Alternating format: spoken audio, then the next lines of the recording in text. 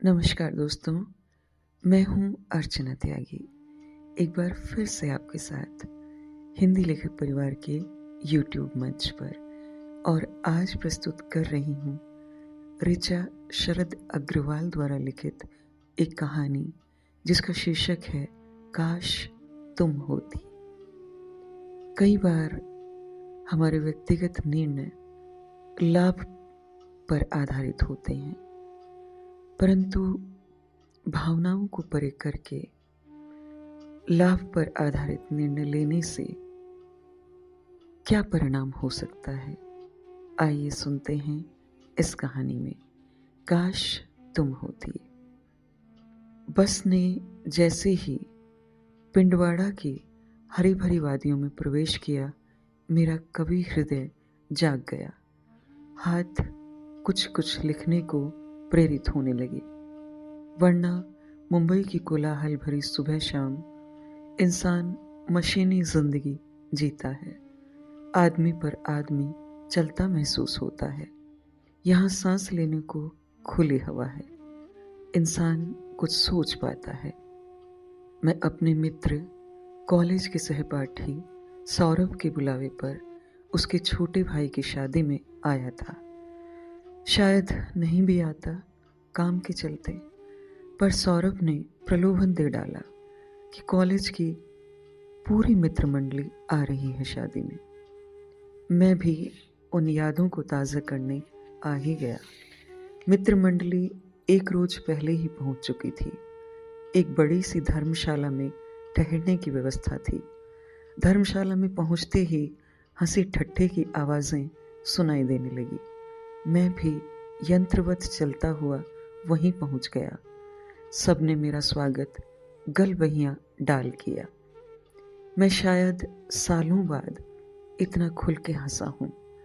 आज मेरे फेफड़ों में नवीन ऑक्सीजन का संचार हुआ है। सब अपनी अपनी पत्नियों के साथ आए थे, मैं ही एक अकेला था। शाम को कार्यक्रम के लिए तैयार हो अपने कमरे से निकला ही था। सभी लोग समारोह स्थल पर जा चुके थे। मेरे आगे एक जोड़ा बतियाते हुए जा रहा था। उस सन्नाटे में उनकी आवाज़ स्पष्ट सुनाई पड़ रही थी। वो शायद मेरी उपस्थिति से अनभिज्ञ थे। सिंदूरी साड़ी, लंबी बलखाती चोटी, हाथों में भरी भरी चूड़ियाँ। उस नव यौवना की खिलखिलाहट कुछ जानी पहचानी सी लगी।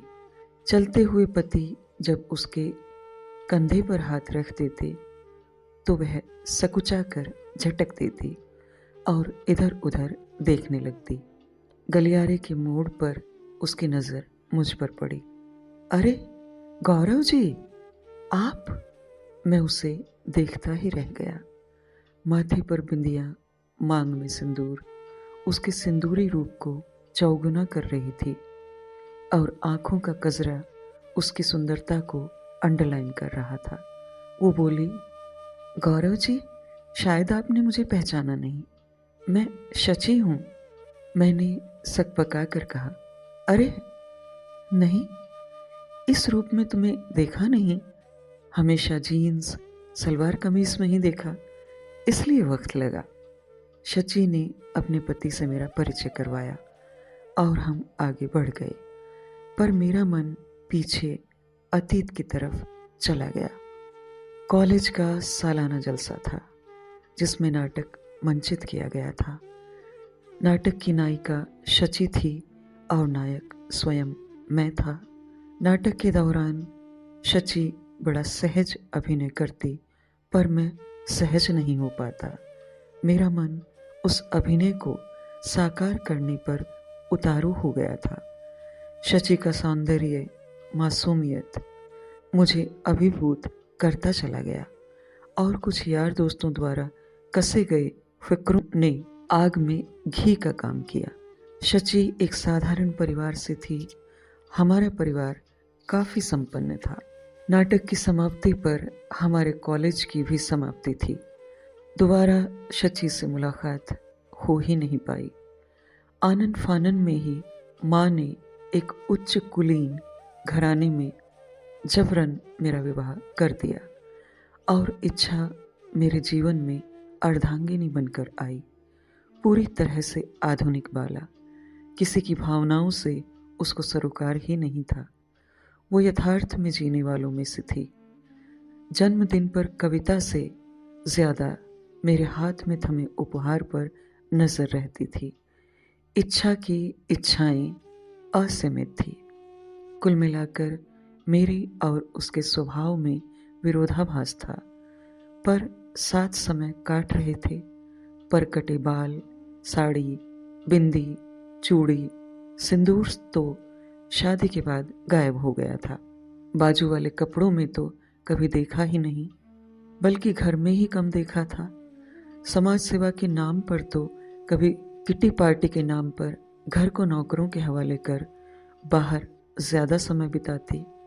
कितना आग्रह किया था उसे पिंडवाड़ा आने का, पर उसने दो टूक जवाब दे दिया, तुम्हारे उन गए गुजरे दोस्तों की शादी में मैं नहीं जा सकती। एसी बिना तो राजस्थान में सोच भी नहीं सकती, और धर्मशाला में ना बाबा ना। बल्कि मैं तो कहती हूँ तुम भी मत जाओ, चलो लंदन चलने का कार्यक्रम बनाते हैं। तभी मुझे अपने ख्यालों से बाहर आना पड़ा। यार दोस्त बारात में साथ नाचने को आग्रह कर रहे थे। शची, जो मेरे मानस में उसके लिए आए आभास से अनभिज्ञ थी, इसलिए सहजता से मुझसे बातें कर रही थी। पर मेरे मन में आंधी तूफान चल रहा था। मेरे मन में जो छवि अपनी पत्नी को लेकर थी, शची बिल्कुल उस जैसी थी, विशुद्ध भारतीय पत्नी। शादी से विदा के समय सची ने झुककर नमस्ते की।